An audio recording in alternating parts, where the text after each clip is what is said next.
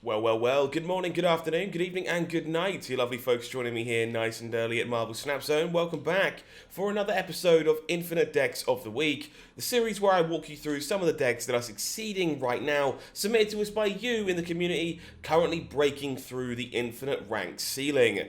This week, I'm afraid, is a pretty demoralising one.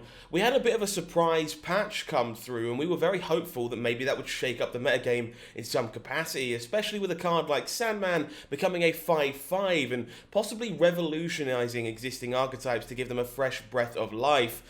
Unfortunately, having tried some of those myself and browsing for this segment, I have not found any lists with Sandman so far, and I'm a little sad to report that really. Lists do exist, I've even tried some myself, but they're not really quite having the success to break through that imaginary glass ceiling at the moment. When it comes to decks that players are breaking through that final rank with, it seems like the usual suspects are very much being kept dominant after the patch. Lockjaw Thanos, Shuri Zero, Zabu Darkhawk, they haven't lost a step with the patch, and they keep on dominating the competitive ranks right now. So today, we're going to review each of these decks with some lists that have made Infinite this week, look at what's changed and how they're evolving in the current metagame, and maybe try and get some kind of idea whether the patch or any future changes can in fact have a lasting impact on this current reign of terror we are experiencing. If you do enjoy this type of content, you do have to let me know. Leave a comment down below about how you feel about the current Marvel Snap metagame and whether you are enjoying it through everything currently going on. Make sure you like the video for me, subscribe to the channel so that you aren't missing out on our daily Marvel Snap content. With all that said, let's go take a look at some of these deck lists. First of all, we'll start by taking a look at Lockjaw Thanos, with this list coming in from user Crazy M, who managed to make the climb to Infinite very quickly in the space of a short burst in a few days from 84 to 100 with this busted Thanos deck. Most interestingly here, not including Aero as a card, because apparently, people play around it on turn 6 anyway, and using that space for new 6-cost All-Star Doctor Doom.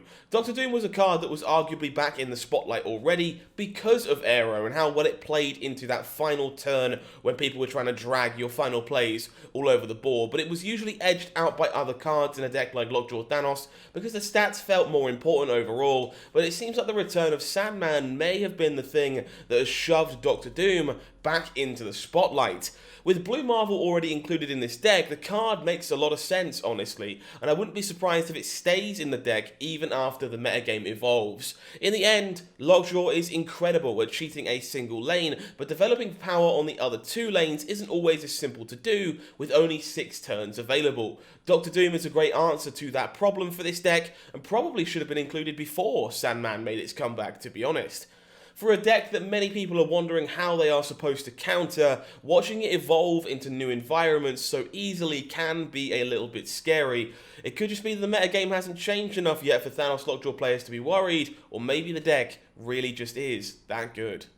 Brendan MTG this week was crushing their way to Infinite with Shuri Zero, like many other users have submitted to us as well.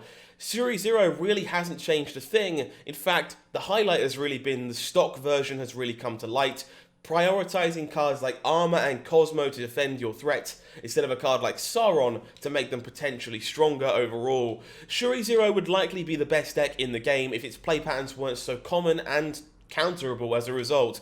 Truthfully, the deck is still being so dominant while literally everyone in the metagame is running Shang-Chi and Aero, and that is downright terrifying. Armor and Cosmo appear to have taken over Sauron, which is definitely not worth investing your 6,000 tokens in right now in order to play a more refined version of this deck. Sauron still makes a ton of sense, but it doesn't seem necessary to cancel out Red Skull's ability to win games in a lot of situations. Instead, keep those 30 power cards safe from your opponent. That is your utmost priority. With this patch, it's changed nothing as to how it's built. Sure, Sandman can occasionally counter the pass on turn 5 into She-Hulk Taskmaster play, but for the most part, Sandman is a blank card against Shuri Zero, allowing its dominance to continue. Last but not least, Darkhawk makes a return courtesy of user Attack on Geek, who managed to make the climb with it this season. And this is possibly the most interesting deck of the 3 this week. Last on our list doesn't make it the worst by any stretch, but we have the quieter deck of the dominant trio overall. Zabu Darkhawk is quite iconic because the deck was nerfed when the other two were arguably buffed, potentially, or left untouched at the very least. But the devs already told us that these changes that we saw to Darkhawk were locked in a while ago, before the Zabu and Silver Surfer nerfs, and back then Zabu Darkhawk was by far the best deck in the game, and more than proved itself at the start of the season, when two players were featured in this very series, using it to climb back to the Infinite rank in just a few hours after the reset. With a base power of 0, Darkhawk now definitely needs its friends, Korg and Rockslide, to be a very palatable card, but it still feels very good in a deck dedicated to that ability. It's obviously far from the deck it was in January with old Zabu ruling Marvel Snap, but it does still represent a great core to build around. In the tweet that we featured on screen, there are two different builds which we'll kind of spin through real quick for you now, as a point centerpiece in both, demonstrating how versatile the card can be. Particularly in the Sera control list of the two, which I find significantly more interesting, Darkhawk makes a lot of sense as a way to challenge the opponent with points, rather than stay locked into a reactive stance in every single game you play.